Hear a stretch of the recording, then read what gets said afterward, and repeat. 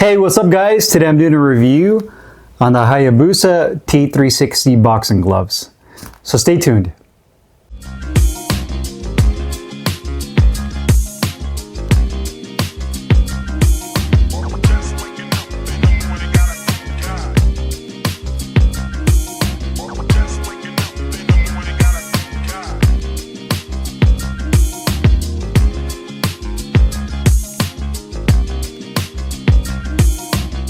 Hey guys, Carlo here. Today I'm doing a review on the Hayabusa T360 boxing gloves.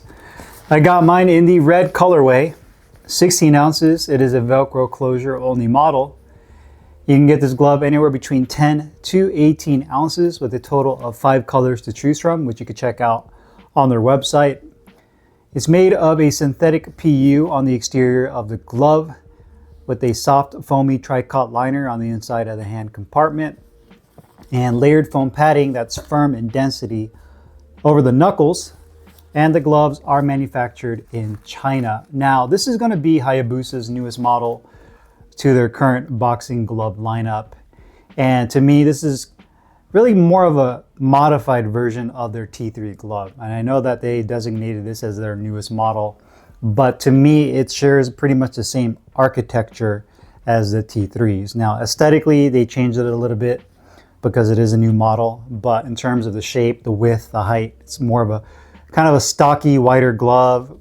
The thumb position, the grip bar, the palm side, it's pretty much the T3. The big difference with this glove is going to be the dual X wrist closure system, which you do have in the T3 glove, except for this version, it is completely removable. So that is going to be the biggest change with this glove compared to the other T3 models, is going to be this removable Velcro strap. Now, I know what you're probably thinking, well, why the hell would you want to remove this strap to begin with? And I think what has happened, and I guess the feedback probably that Hayabusa has received over the years of having this glove, is that some people prefer not to have that inner strap, like it gets too tight and it tends to kind of cut off circulation, or they want a little bit more flexibility in their wrists when they're throwing their punches to give them a little bit more autonomy on how they land their punches. And if you ever use these gloves and you've cinched up that inner strap, then you know that it can get pretty tight. Now,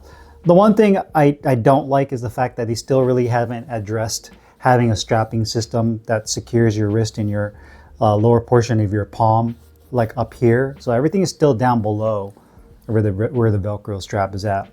But I do like the option that you can remove that. And I personally prefer this glove without that inner strap. Now that you put your hand in here, you obviously have to have that hole on the side where the strap would have gone.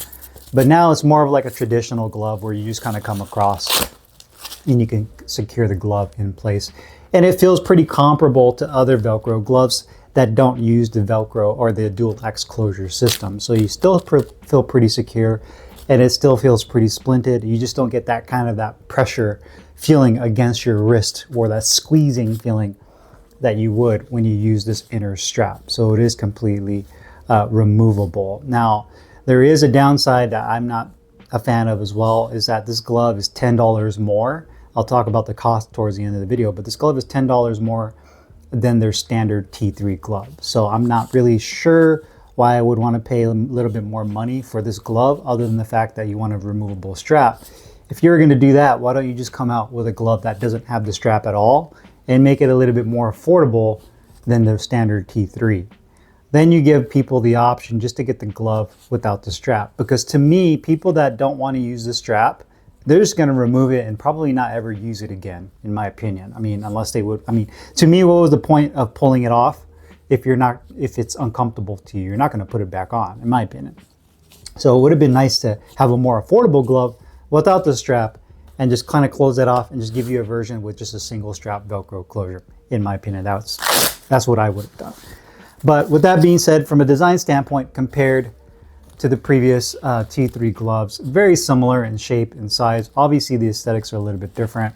It does use a synthetic material. I don't know if they still call it Vylar, but back in the day when Hayabusa first came out, they used to call their synthetic Vylar, which is their fancy word for basically a synthetic PU, polyurethane type exterior, which many companies in the industry use now for their gloves, either for their main gloves or even for a version of their main models.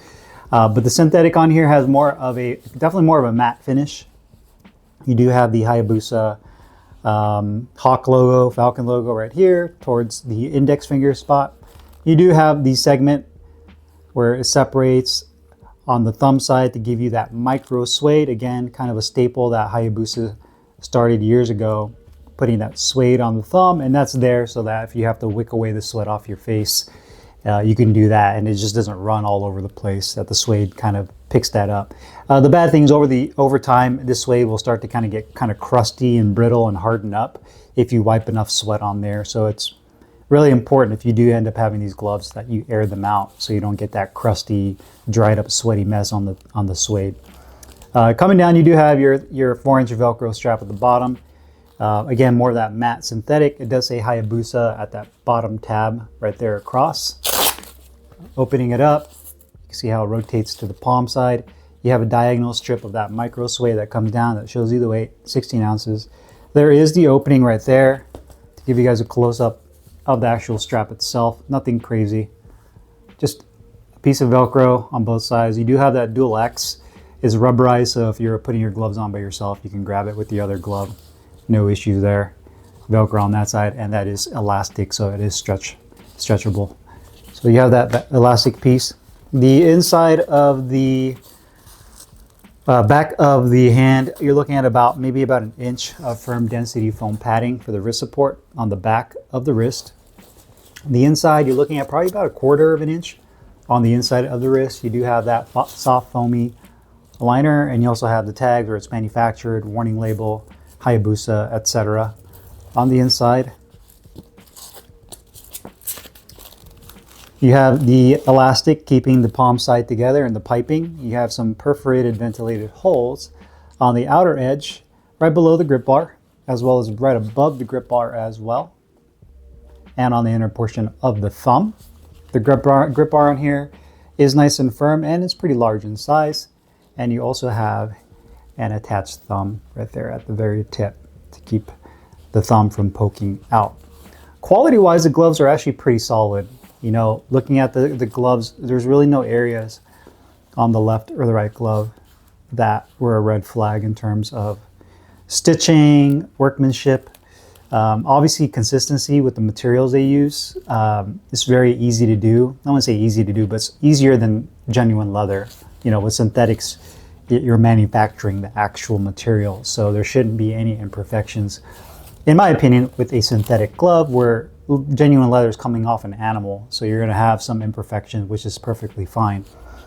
Oh, forgot to show you guys the standard Hayabusa right there on the fingertip compartment as well. That's basically embossed, so everything you can feel it embossed on there as well as embossed in there.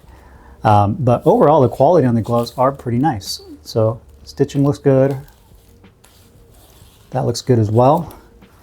Both gloves were at 15.7 ounces, so they're both 0.3 under their 16-ounce advertised weight, which is good.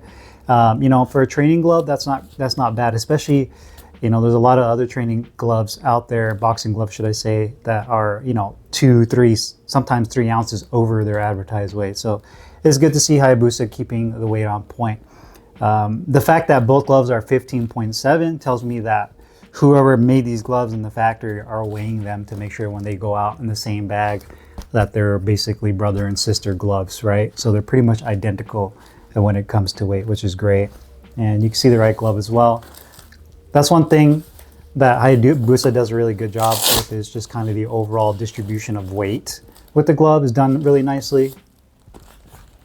So you can see I can grab the back of the glove, no sagging, very rigid, firm.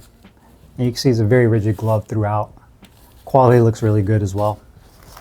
Height of the glove, symmetry-wise, when you're putting them next to each other. So the right glove, I'd say, is maybe a hair. And I don't even really know if it's the height of the glove or just the bend of the fist. I'd say the right glove is maybe an eighth of an inch, a little bit lower or pre-curved than this glove, but not by much. You're looking at about 2 inches in thickness of foam padding.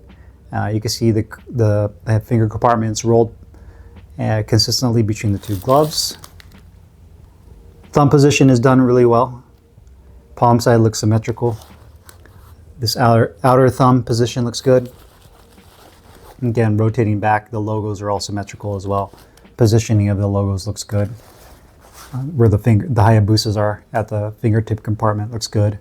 The Velcro straps are consistent. So overall quality on these gloves are solid.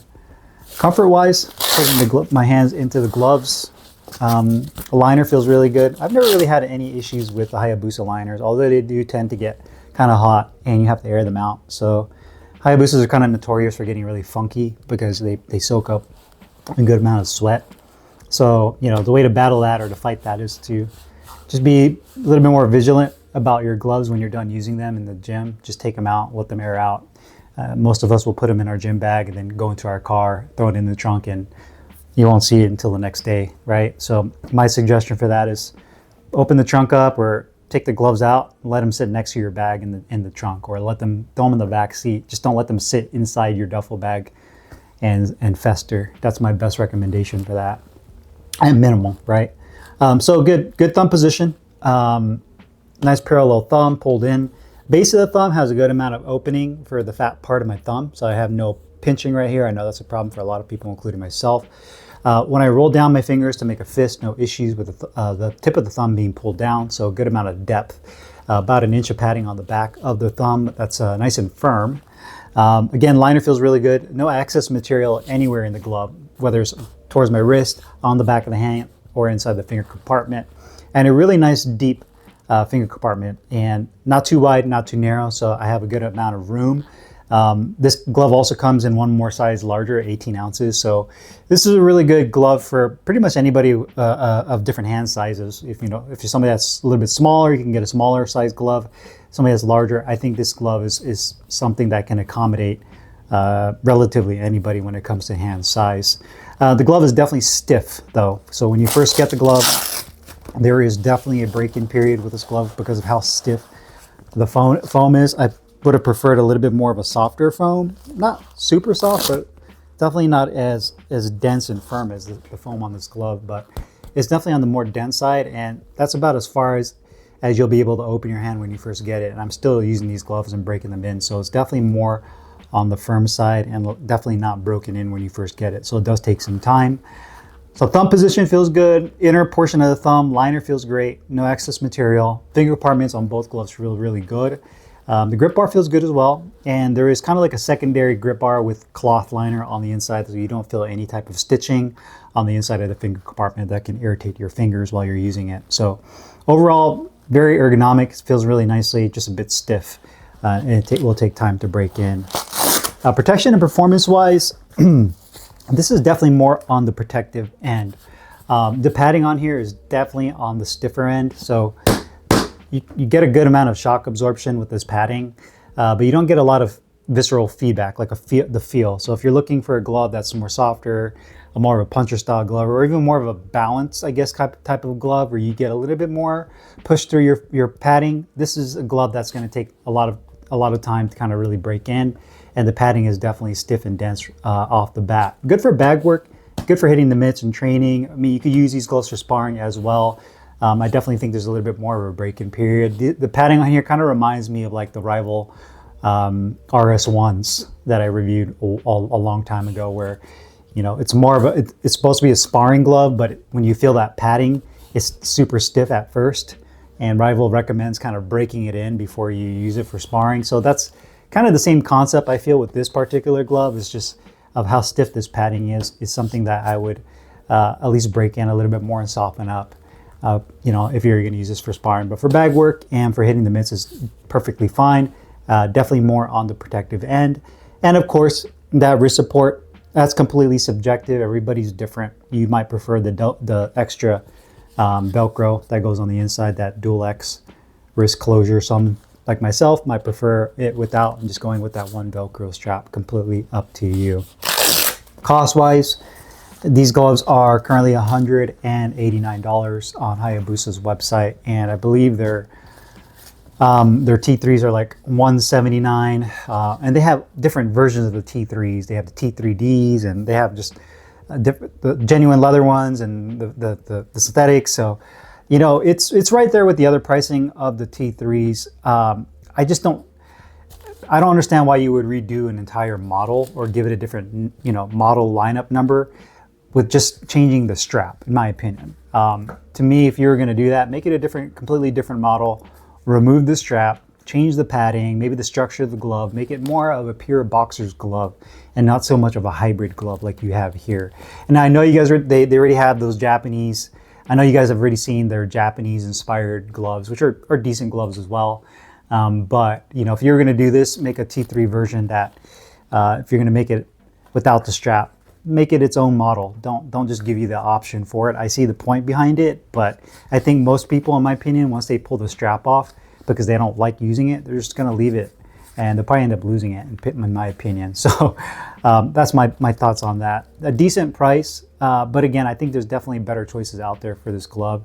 It would have been nice if it was a couple, you know, a little bit cheaper without the strap. Then I definitely can see that being a much better glove, in my opinion. So if you guys have any questions or comments, put them down below. I'll put the link in the description box where you can find these Hayabusa T360 boxing gloves. See you guys later. Peace.